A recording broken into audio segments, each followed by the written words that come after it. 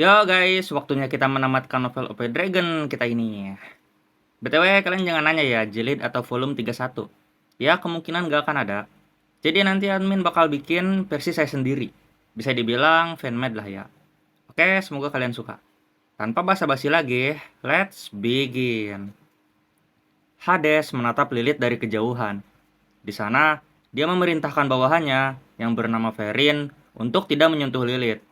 Karena Hades tahu jika Verin berurusan dengan Lilith, maka Verin bisa dikalahkan dengan mudah. Hades sudah kehilangan terlalu banyak anak buah, jadi dia tidak ingin kehilangan lebih banyak lagi.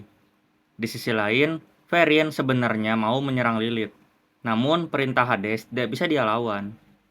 Selain itu, Verin terbilang pecundang ya, karena dia kalah dalam babak pertama rating game. Sangat berbeda jauh dengan tim Isai maupun tim Rias. Tiba-tiba, salah satu Grim Reaper memberitahu Verin untuk pergi ke pegunungan. Di sana terdapat lingkaran sihir aneh. Verin yang merasa bosan, merasa sangat senang karena berpikir akan ada musuh baru. Namun, sesampainya di sana, dia malah melihat lingkaran suci yang seakan dibuat oleh seseorang. Lingkaran itu bersinar terang dan tiba-tiba memanggil seorang gadis. Gadis itu terbang dan perlahan melayang turun. Gadis misterius itu berwujud seperti gadis berusia 16 tahun dengan rambut perak yang mirip seperti Lilith. Verin memeluk gadis itu, namun gadis itu tidak bangun. Jadi, Verin memutuskan untuk membawa gadis itu pergi bersamanya, diikuti para Grim Reaper yang lain. Di tempat lain, Isai bersama Rias dan timnya menonton pertandingan antara tim Vali melawan tim perjalanan ke barat. Isai merasa perlu untuk menonton pertarungan tersebut, dikarenakan Vali adalah rivalnya. Jadi, dia tidak ingin tertinggal dari Vali. Sementara itu, Vali malah berhadapan dengan Neza. Vali posisinya adalah King, sementara Neza adalah Queen. Secara teknis ini tidak adil, tapi pada dasarnya semua dewa itu kuat. Tentu, kalian ingat pertarungan Isai melawan dewa di jilid 24. Itu juga kan hitungannya King versus Bishop ya. Tapi Isai sempat kewalahan, meski akhirnya menang. Vali tidak menahan diri dan langsung berubah ke mode naga putih X Raja Iblis dan mengeluarkan banyak Little Shiro yang sudah diselimuti sihir kegelapan. Para Little Shiro sudah dimodif dan kini bisa menembakkan sihir dari masing-masing Little Shiro. Namun, meski sudah menciptakan 12 Shiro, dia sama sekali tidak bisa mengenai Neza. Malahan tembakan mengenai area sekitar yang membuat area gempa seketika. Neza melesat ke udara, lalu menciptakan artefak dewa berupa roda api. Itu membuat pergerakan Neza menjadi lebih cepat lagi. Selain itu, dia juga menciptakan artefak panah. Mungkin akan membalas serangan Vali. Rias menjelaskan, jika Neza menghindari semua serangan Vali dengan sangat sempurna. Tapi itu juga fakta bahwa satu serangan saja sudah cukup untuk membuat Neza terluka parah. Neza merubah panah menjadi tombak, dan senjata ini memang bisa dirubah sesuka hati. Dia menerjang, namun seperti dugaan, bentuk Raja Iblis Vali tidak bisa disentuh. Sementara itu, dia tidak menyerah dan merubah lagi senjatanya menjadi bentuk roda Touki, yang dia gulung dan putar di kedua kakinya. Jurus ini mirip kayak Koneko dan Kuroka ya, tapi versi lebih kuat karena bisa menambah speed sampai MFTL. More faster than a light. Ya, lebih cepat dari cahaya lah ya. Namun, seperti yang dapat ditebak, serangannya tetap tidak bisa mengenai Vali. Jadi bisa dibilang mereka berdua ini tak tersentuh oleh satu sama lain. Neza tidak tinggal diam dan memakai senjata ilahi yang disebut dengan gelang semesta. Mengetahui hal ini, Vali menjadi waspada. Karena pembengkokan ruang yang dimiliki naga putih X Raja Iblis bisa saja ditembus oleh Universe Ring. Neza melemparkan beberapa tembakan melingkar ke arah Vali. Serangannya sangat cepat dan kuat. Vali berhasil menghindar sambil melakukan divide terhadap lingkaran semesta. Namun, namanya juga lingkaran semesta. Meski energinya sudah disedot sampai 90%, tapi dia tetap memiliki daya hancur yang hebat. Vali melemparkan 4 Shiro dan melakukan half dimension, yang membuat serangan lingkaran semesta berhasil diredam.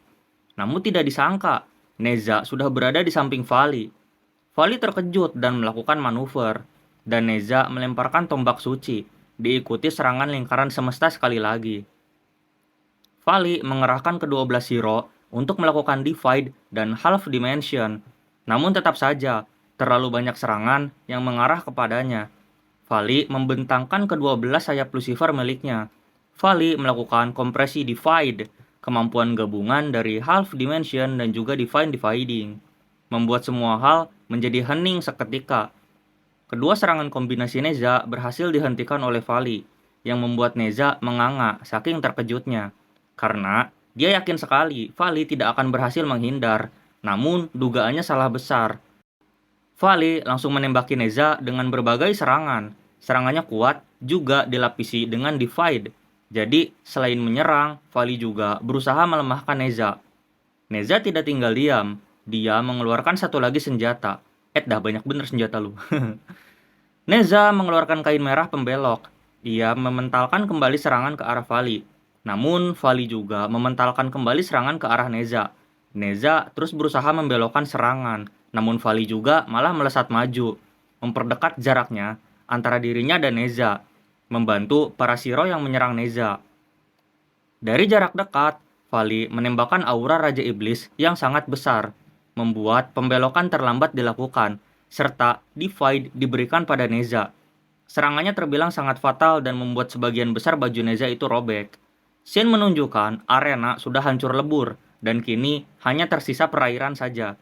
Terdengar suara seseorang yang tercebur ke air, tapi penonton seperti Isai dan Rias tidak dapat melihat, karena serangan Vali barusan sudah merusak transmisi. Setelah beberapa detik, arena mulai terlihat lagi. Dan saat itu juga, Neza yang tadi tercebur melemparkan tombak ke arah Vali, membuat setengah wajah Vali terluka, dan bahkan helm beserta armor sebelah kanan miliknya hancur. Vali yakin dia sudah menghindari serangan Neza, namun hanya dari sedikit terserempet saja, ternyata damage yang diterima Vali sudah separah ini. Tapi juga ya, di sisi lain, Neza juga tidak baik-baik saja. Akibat serangan tadi, Neza sudah babak belur, wajahnya memar, dan badannya juga sudah dipenuhi dengan darah. Dikatakan, Neza ini tidak pernah terluka sejauh ini.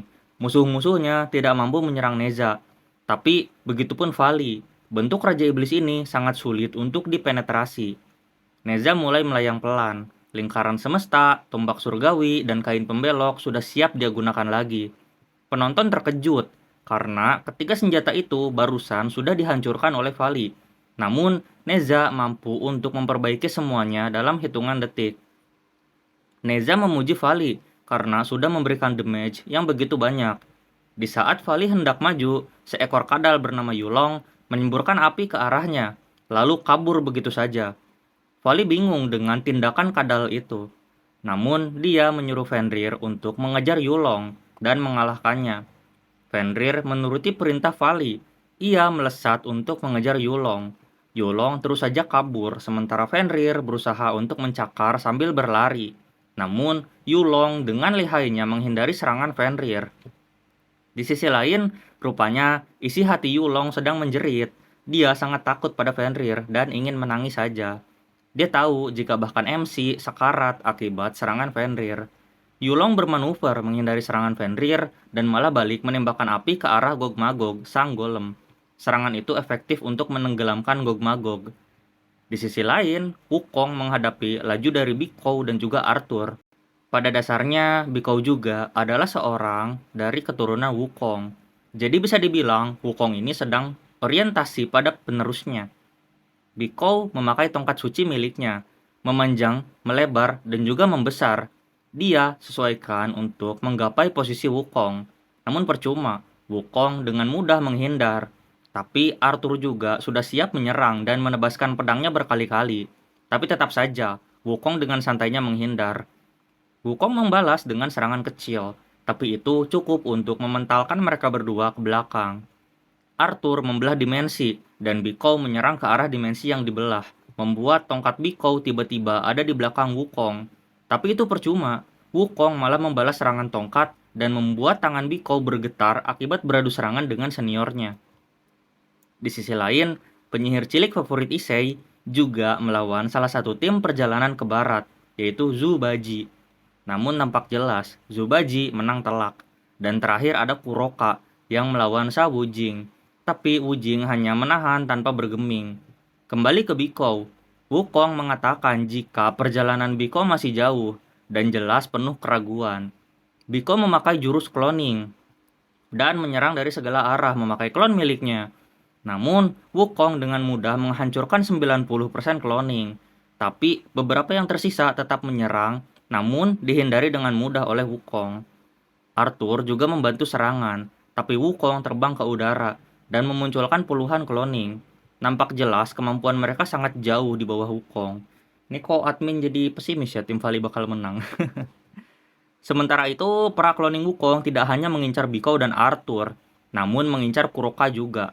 Serangannya menghantam tepat di punggung dan perut Kuroka, membuat Kuroka memuntahkan darah dan tidak bisa bernafas. Kuroka gugur, dan pengumuman langsung diberikan. Koneko yang melihat kakaknya dikalahkan langsung pamit dari kursi penonton dan bergegas lari ke rumah sakit. Tim Vali melihat ke bawah, mengetahui jika Kuroka berhasil melancarkan serangan pada Wukong yang asli, tepat sebelum dia tereliminasi. Sementara itu, pion tim perjalanan ke barat malah menyerah begitu saja. Ia meremehkan tim Vali, atau juga terlalu percaya mungkin ya bahwa Wukong yang dapat meratakan tim Vali sendirian. Namun, ucapannya salah telak. Rupanya, serangan Kuroka bertipe racun. Dia berhasil membuat kesadaran Wukong menghilang. Wukong gugur karena malah mengincar Kuroka sebagai target pertama. King dari tim perjalanan ke barat berhasil dikalahkan. Dan ini kekalahannya cukup konyol ya. Blunder beliau. Biko meminta maaf karena tanpa bantuan Kuroka, dia tidak dapat mengalahkan Wukong. Namun respectful lah ya pada nona kucing hitam ini, karena rela lah dia mengorbankan diri demi timnya. Di tempat lain, Neza dan Vali berjabat tangan. Rupanya pertarungan mereka berakhir seimbang. Neza tidak berhasil menumbangkan Vali, namun armor Vali sudah retak di mana-mana, dan tentu helmnya juga sudah hancur. Sementara Neza sudah sangat bonyok, dan tubuhnya dipenuhi luka. Tapi mereka menjabat tangan, pertanda rivalitas tetap terjalin. Meski Neza tidak berhasil menumbangkan King dari tim Naga Putih, tapi dia tetap senang karena berhasil mendapatkan pertarungan yang sangat seru.